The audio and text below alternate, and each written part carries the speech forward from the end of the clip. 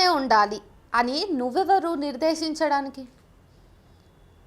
Screen మీద ఒక Instagram ID ఇస్తా. ఆ ఫలానా సమీర్ అనేటటువంటి ఐడితో సమీర్ అనేటటువంటి ఆ యువకుడు చేసిన రీల్స్ ఇటీవల వివాదాస్పదంగా మారినాయి. అతనిది ఉత్తరప్రదేశ్ రాష్ట్రం ముజఫర్ నగర్. మోడలింగ్ ఇంకా సినీ రంగంలోనూ పనిచేస్తూ ఉన్నాడు. అతనికి ఇన్స్టాగ్రామ్లో 35.5 వేల మంది ఫాలోవర్స్ ఉన్నారు. భార్యను గౌరవించాలి, అందరితో స్నేహంగా ఉండాలి, స్త్రీలను తోబుట్టువుల్లాగా భావించాలి అంటూ అతను చేసే రీల్స్ చాలా ప్రాచుర్యం పొందాయి. అయితే అదే స్థాయిలో విమర్శలను కూడా మూటగట్టుకుంటా ఉన్నాయి. అందుకు కారణం ఆ వీడియోలో అతను ముస్లిం అమ్మాయిలను చూపించే వస్త్రధారణ. ముస్లిం అమ్మాయిలు పూర్తిగా బుర్ఖా వేసుకొని ముఖాన్ని కప్పుకుంటేనే మంచిది అని, లేకపోతే వారికి ఇబ్బందులు తప్పవని అర్థం వచ్చేలాగా రకరకాల వీడియోలు అతను అప్లోడ్ చేశాడు. హిజాబ్ లేకపోతే ముస్లిం అమ్మాయిలను అబ్బాయిలు ఆబగా చూస్తారని అర్థం వచ్చేలాగా వీడియోలు చేశాడు.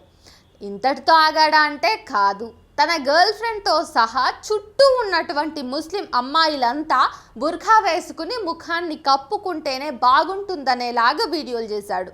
ఆపై చిన్న అమ్మాయిలు సైతం అలాగే బుర్ఖా వేసుకోవాలని, లేకపోతే తనకు ఏమాత్రం నచ్చరని చూపిస్తూ వీడియోలు చేశాడు.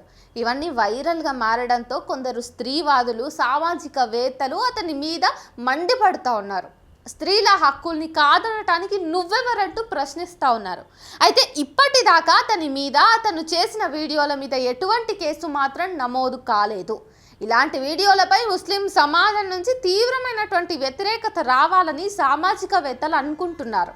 అందంగా తయారై కొత్త కొత్త బట్టలు వేసుకుని అతను రీల్స్ చేయవచ్చు, కానీ ఆడపిల్లలు మాత్రం బుర్ఖా లేకుండా బయటకు రాకూడదా అని ప్రశ్నిస్తున్నారు.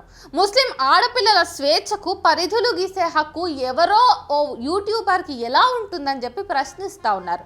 ఆలోచించాల్సిన విషయమే కదా.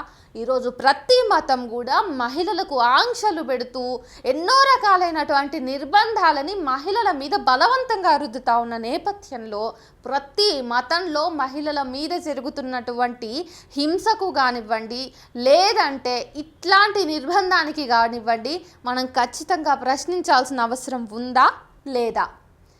మహిళల పట్ల మతాలు చూపిస్తున్నటువంటి ఈ రకమైనటువంటి అంటుముట్టు వ్యవహారానికి ఏ మతము కూడా అతీతం కాదు అన్నదాన్ని మళ్ళీ గుర్తు చేస్తూ ఉన్నాను.